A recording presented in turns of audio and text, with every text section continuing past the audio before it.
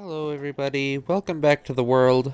Right now is usually when I say kinda what the plan is for today, but frankly I kinda get distracted repeatedly throughout this episode, so it sorta ends up being me bouncing from one place to another. But in the end, I do end up doing some stuff. But the main things that I end up doing is more work on the apiary, and I build another building in the city with actual function, which is nice. But anyway, let's just get into it.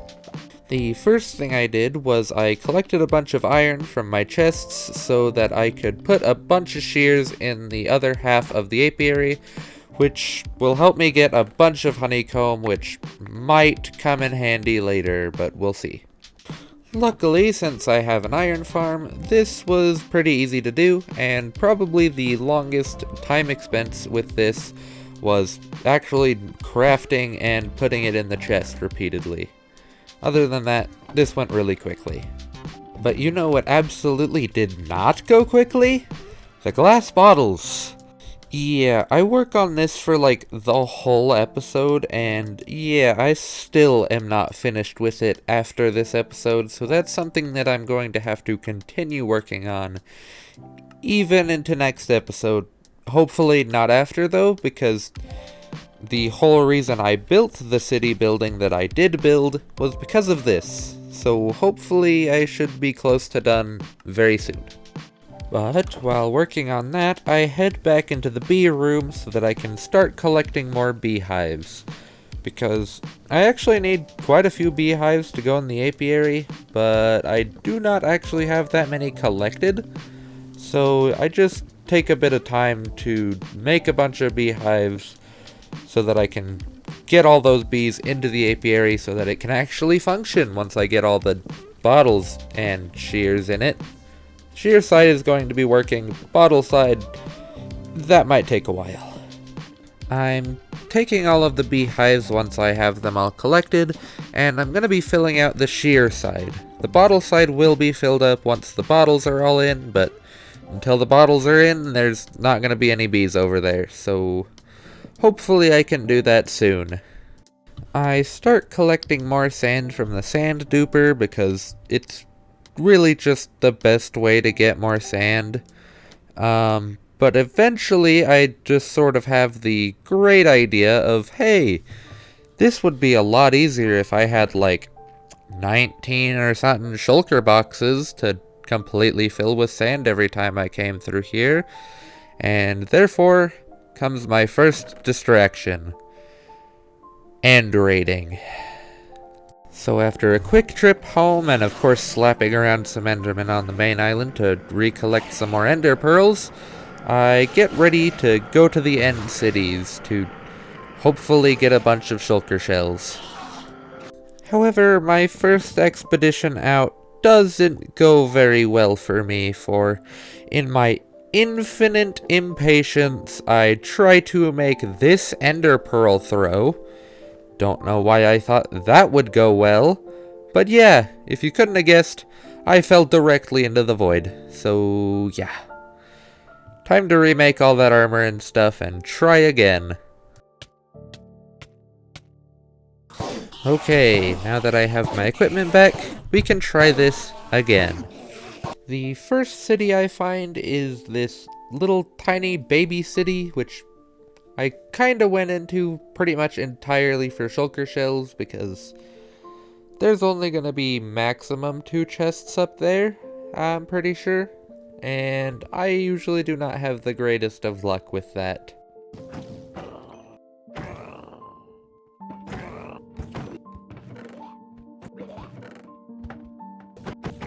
And after very quickly dealing with that city, I quickly headed out to try and find another one that was further away from where I normally show up. Mostly because I don't want to end up going in a full circle and end up back where I was. And then, while trying to get to another bitty city, I managed to pull off this stunt. And then, the pause of shame. as I realized that all of the work I did in that first city was completely pointless, because I hadn't found an ender chest yet. So yeah, take a nice long look at all the stuff I lost. Nice. But not wanting to give up, I headed back to try again, because I really think having a bunch of shulker boxes will be nice, and I do not have the patience to make a shulker farm quite yet. I probably will in the future, but not right now, because pain. And after approximately 20 minutes of walking, I managed to walk in a circle, because I've already been to this city. Nice. Love to see it. But after just a few more minutes, I found another itty-bitty city with a ship. I thought that ships were only supposed to spawn with bigger cities, but clearly not, because that is not a big city. That's the opposite of a big city. But hey, it's got a ship in it, so I will not complain. And luckily for me, the ship was pretty normally easy to pillage, because these ships are weirdly easy to beat. At least I think it's kind of weird, because it's where you get the elytra. I feel like it should be harder, but I won't complain too much. And after pretty easily getting rid of the shulker of the room, I took stuff from the chests, because nobody was gonna stop me, and took the elytra. But that kinda gave me the question, should I go home and store all this stuff I just got, since I still haven't come across an ender chest yet? Or should I just keep going? But of course, there was only really one option. And the answer is greed, so I kept going, and I found this enormous city. It is very large, and is probably one of the biggest cities I've ever come across, so I was pretty happy about that, especially since that means it'll probably have at least one ender chest in it, which is nice. But considering how big this end city is, I'm just gonna speed through this one kinda how I did the other one, so let's go. Before I got too carried away with exploring though, I headed into this end city's ender chest to grab some wood and put together a shulker box. This was to get myself some more space in my inventory so that I wouldn't really have to worry too much about randomly running out of space, because turns out equipment that is unstackable takes up a lot of space, so yeah. Other than that though, I just gotta keep going.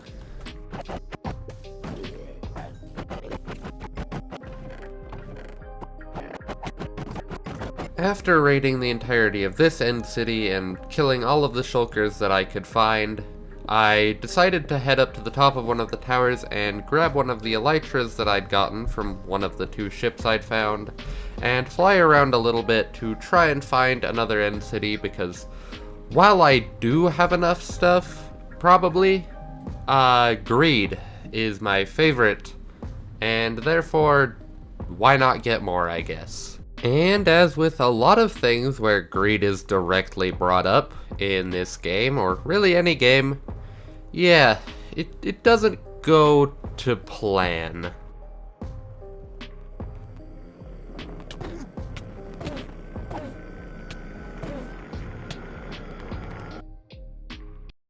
Yeah, you could say that that could have gone better, but to be fair, since I stored most of that stuff in my ender chest, I didn't really lose too much. I still have another elytra in there, and I have a bunch of other equipment, including most of the shulker shells that I collected, meaning that, yeah, overall, big win, I think. So, I now have large quantities of shulker boxes to work on the apiary, because, you know, that was the original goal. And with that, I decide to head back down to the sand duper to collect sand, and I set up a little system down here to collect a ton of sand in the shulker boxes automatically so that I don't have to manually fill up all of the shulker boxes because I am far too lazy for that. I head out to my weird smelter after filling up a lot of shulker boxes with sand because the original plan was to just use this smelter to smelt all this sand, and I was like, yeah, that'll be fine, and then, you know, I realized that I have a lot of shulker boxes full of sand, and this furnace array has 16 furnaces in it, which, like, it isn't a small amount, but it is not a lot. And definitely not enough for multiple shulker boxes full. Especially since I don't have a good fuel source. So yeah, that's gonna need work.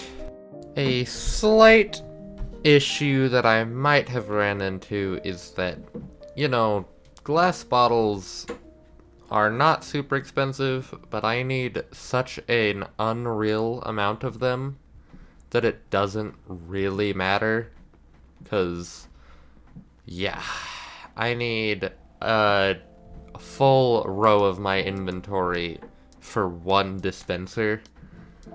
So yeah, this is gonna take a while, and spoiler alert, is not finished this episode, so yeah, fun. For the next, like, half an hour, I did literally nothing but walk in between my two smelters using the tiny one in my basement to make more charcoal, and then putting that charcoal in the big one to smelt more sand, and yeah, it was a slow process to say the least. And with how boring that was, it wasn't exactly surprising when I got distracted trying out my nether tree farm for the first time. Which, by the way, really like it. It's really great. And it produces a pretty good amount of items, including a lot of vegetation, which may or may not be turned back into bone meal to fuel more, but ignore that. Basically, this thing produces a lot of tree, and I'm going to be using a lot of crimson and warped wood in the city, and therefore this is going to be very handy, because frankly, until I get mangrove, I think crimson and warped woods are some of my favorite, like, roof blocks, because they have a nice color to them. So this farm is very handy. Yeah, and this is why it was sad that I kinda blew it up on accident. Because, you know, I'm an idiot and put a lever on it and flicked it to try and fix something that wasn't actually a problem. Yeah, I was way too fed up with stuff to fix this right now, so I was just like, well, guess it's broken. Let's do something else. And do something else I did. You know what's a super easy, definitely not long, and non-annoying side project that every Minecraft YouTuber does and says is super easy and pain-free? Yeah, making a wither skeleton farm. Super easy and stress-free, and definitely did not go wrong at all. Foreshadowing. And so I started collecting materials, and mostly netherrack, and that's pretty much the only part I'm gonna show for reasons that will become very obvious later. The thing that makes this even better is in order to smelt all of these nether bricks into nether bricks, I had to use the charcoal I was using for the sand. So this ended up delaying the original project. Not to mention the fact that auto smelters do not function while you're in the nether. So yeah, I'm a genius. But after collecting all of the materials, which wasn't too difficult, I headed into the nether, to get started.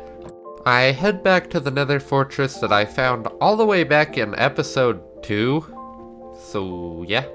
I fully realized that this one is not optimal for a wither skeleton farm looking back, so yeah. This is Big Brain Time Part 2. But anyway, I head up and start working on it, which, you know, the part in here is basically just platform. You'll see. During this, I basically just make this big nether brick platform. I then cover the entire platform in these diorite walls to stop the nasty nether slimes from spawning magma cubes, because we don't want those in the wither skeleton farm, obviously, because that's not what we're going for.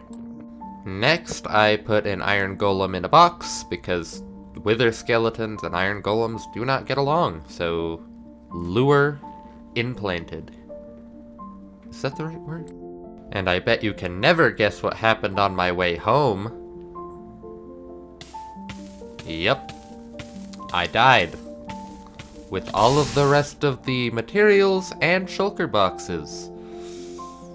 So yeah, I then gave up on the wither skeleton farm too, because yeah, I was not having it, apparently. I will finish that at some point, or make a different one, but now I realize that trying to work on a wither skeleton farm in the middle of another massive project is probably not smart. So yeah, that might be a while. I then, after a sufficient amount of mourning, hid back to home, and I kid you not, spend an hour straight working on glass bottles, and I still feel like I made no progress. This glass bottle thing is gonna take forever, but I will get it done. Eventually. After realizing that I was not making progress with this super smelter, I decide that I need a bigger one. A lot bigger one. But I decide that I want to make it pretty on the outside, so I decide that, hey, I'm gonna make another building across from the inn that is going to have the chests to access the super smelter in it. So yeah, that'll be fun. And luckily, besides for a good chunk of deep slate, most of this material was pretty easy to just collect from around the house. This is going to be the tallest building so far, but I think it turned out pretty good. I did forget to use the replay mod while building though, so you're kinda stuck with first person mode. Sorry about that.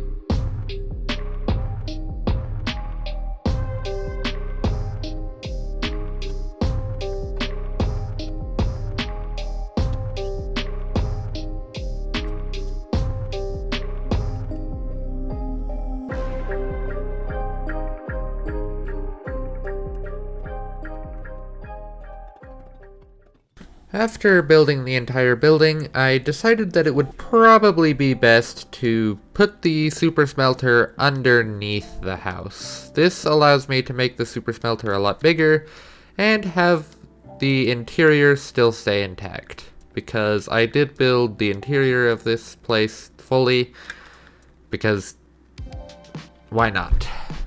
And just like with every other build ever, the first step is to collect materials, and the first material to collect is a large amount of furnaces. And yeah, a large amount of furnaces I decided to do, because I decided to make a total of 5 stacks of furnaces so that I could make absolutely certain that this thing worked very well. And for all that furnace, I needed a lot of stone. So yeah, I headed over to the city mine and just dug out a huge chunk of cobblestone and didn't get enough, but I just ripped a little bit more out of the walls, so I got the 5 stacks of furnaces is the point. It worked out. And next resource was hoppers, which, you know, I need 3 for each furnace, so 15 stacks of hoppers. That's a lot, and that's also not including the wood that I'm gonna need for like the rails and stuff like that, so I need a lot of wood. So I spent the next like long while getting a lot of wood. And between that and a trip to the iron farm, I got all of the hoppers I needed.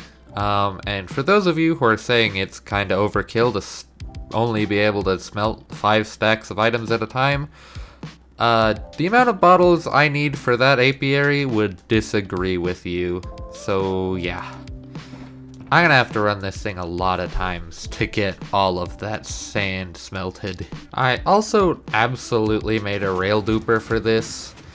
And if you're asking why, it's because I do not have a gold farm and have no other consistent source of gold. So the amount of powered rails I need is already kinda ridiculous.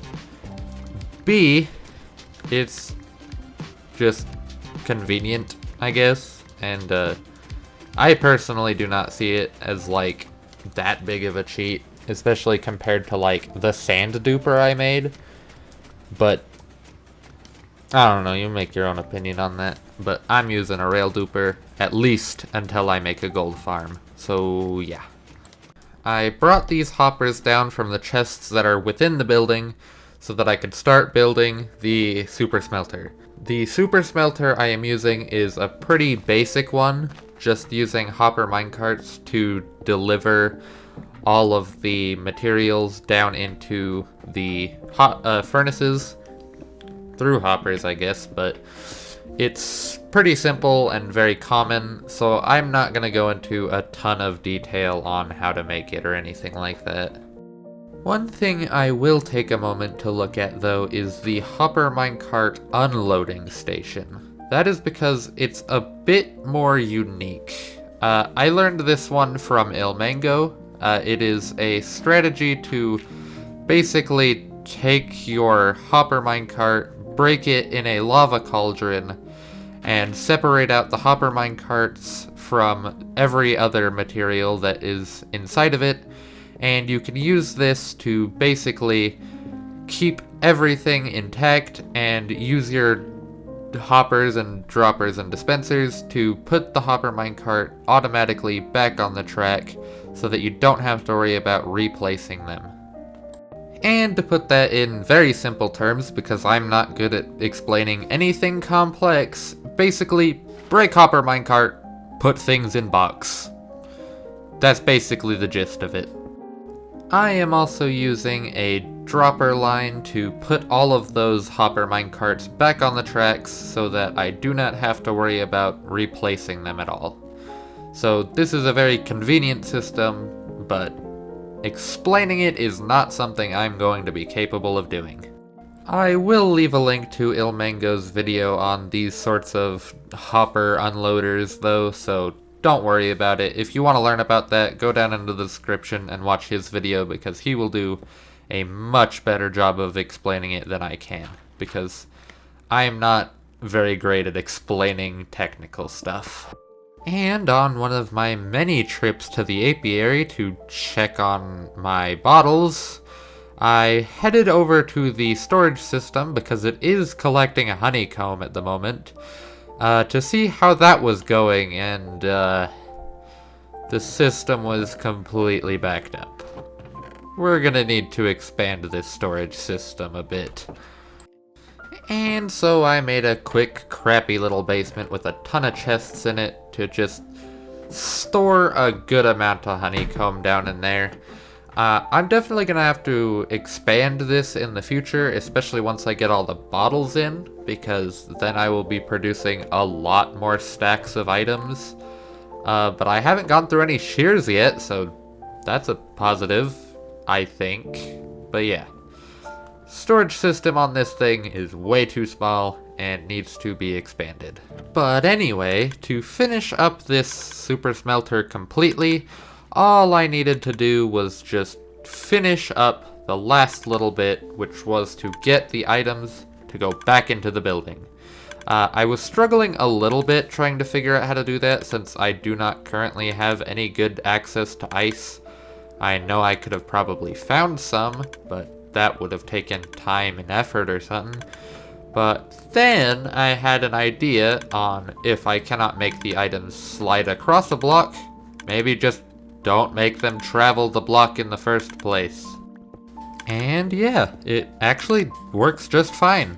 And I do sort of realize that I could have just made one long water stream by just letting the water flow down a block, but honestly, that would have required half a brain cell, and this seemed interesting to me, so I did this instead. And it works, so I'm never changing it. And that and a slightly goofy looking water elevator later, and we're good to go. We're all ready. And also, I am fully aware that there's a bunch of weird kind of eyesore looking things popping up all around, and I do realize that. I will be fixing it. I'm kind of considering having the next episode just be like beautification episode so that I can cover up and make those eyesores a little better at the very least. So don't worry too much about that. That will be worked on. I then used all of the glass bottles I'd collected so far and put them in the apiary. And then straight back to the sand duper I went to get even more sand to turn into glass. The joys of the apiary. Insert an hour and a half of time to make more glass bottles here. But since I already admitted that I'm not finishing that this episode, the last thing that I decided to tie up this episode was fixing the Crimson Tree Farm, which luckily it was just the activating mechanism that got blown up. None of the TNT dupers or anything got damaged, so it was actually a lot easier than I was expecting it to be. And with a frankly minimal amount of effort, that is now fully fixed, and I now have my Crimson and Warped Wood trees infinitely being murdered as long as I have bone meal. Which I usually don't have because I made another bone meal farm and it's slower than I was expecting, but hey, it's alright. So yeah, infinite trees reattained, and I think that is all for today. So yeah, that's gonna be all for today. I hope you enjoyed the video, and sorry I was gone for a little longer than normal. I got distracted a lot, but I do want to keep posting stuff, but it might be a slight bit slower because jobs and stuff, but I will keep posting, but the consistency might not be completely accurate, but I will keep trying to post when I can. But anyway, I hope you have a great rest of your day, and I hope to see you again soon. Farewell.